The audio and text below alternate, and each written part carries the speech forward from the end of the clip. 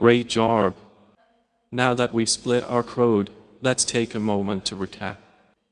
Understanding how to read the interface is key to using classes created by other developers.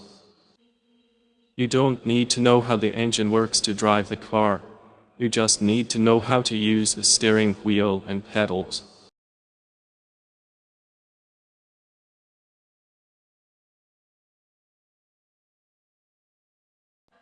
Remember, the .h file is the interface that lists the methods available to you. The .cpp file is the implementation. It contains the logic. As a user of a class, you'll spend most of your time looking at the header file to see what commands you can call.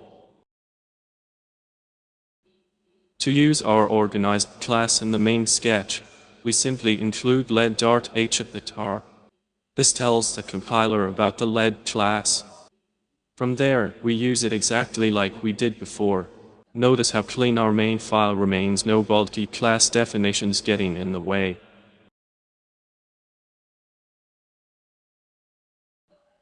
When you download a new library, the first thing you should do is open the .h file.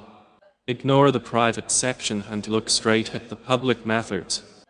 This tells you exactly how to interact with the component. It's the ultimate documentation for your code. You've mastered project organization. But what if you want to use this lead class in every project without copying files?